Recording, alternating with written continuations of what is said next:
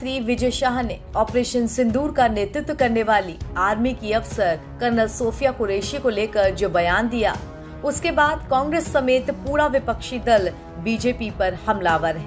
कांग्रेस के राज्यसभा सांसद इमरान प्रताप गढ़ी ने भी उनके बयान पर निशाना साधते हुए कहा कि ऐसा बेहुदा बयान देने वाला शख्स सामान्य नहीं हो सकता।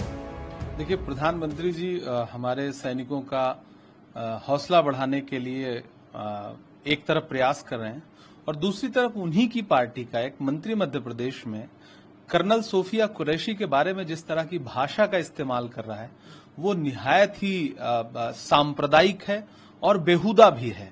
ऐसे में मैं प्रधानमंत्री जी से अनुरोध करूंगा कि अगर आप सच में सेना का सम्मान प्रदर्शित करना चाहते हैं, अगर सच में आप देश को ये बताना चाहते हैं कि आपकी पार्टी के नेता सेना का सम्मान करते हैं, तो कर्नल सोफिया कुरैशी जो इस देश की लाडली बेटी है और जिसने इस पूरे ऑपरेशन सिंदूर का चेहरा बन करके पूरी दुनिया को एक संदेशा दिया कि भारत की बेटियां क्या कर सकती हैं, उसके खिलाफ जिस भाषा का इस्तेमाल किया है आपके मंत्री ने, सबसे पहले उसे मंत्री पद से हटाइए और उसे पार्टी से निकालिए, उससे स्पष्टीकरण मांगिए, वरना देश यही समझेगा कि आप सेना का कितना सम्मान करते हैं। अगर आपका मंत्री इस तरह की भाषा बोल रहा है और कोई कार्रवाई अगर भाजपा नहीं करती है तो ये बहुत ही शर्मनाक है। आज का उसका बयान पूरा देश सुने कि किस भाषा का इस्तेमाल उसने कर्नल सोफिया कुरैशी के लिए किया। शाह के इस बयान पर निशाना साधते हुए इमरान प्रतापगढ़ी ने सोशल मीडिया पर लिखा है कि ये बेहुदा और सांप्रदायिक बयान देने वाला व्यक्ति कोई सामान्य आदमी नहीं बल्कि मध्य प्रदेश सरकार का मंत्री है।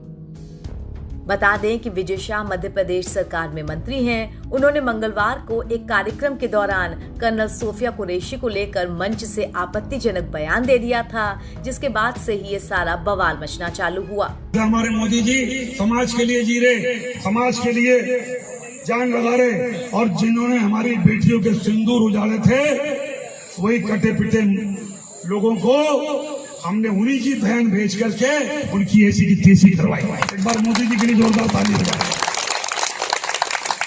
उन्होंने कपड़े उतार के हमारे हिंदुओं को मारा और मोदी जी ने उनकी बहन को उनकी ऐसी की तैसी करने हमारे जहाज से उनके घर आए।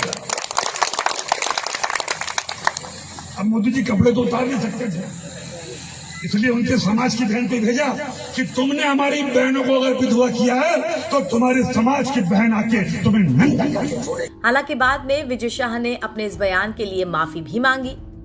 मैंने कहा ना आपको कि जो घटना हुई मैं उस दिन से विचलित हूँ और पूरा मेरा बैकग्राउंड मिलिट्री वाला रहा। मेरे परिवार में कई शहीद हुए, मिलिट्री में रहे और उस दिन की घटना के बाद जहाँ हमारे हिंदू बहनों को उनके सामने उनके पिता, उनके पति, उनके बेटे के मांगों में, बहनों के मांगों से सिंदूर उजाड़ दिया गया। सोफिया बहन हमारी सगी बहन से बड़ी है जिन्होंने राष्ट्र धर्म निभाते हुए जाति समाज से ऊपर जाके उन लोगों से बदला लिया।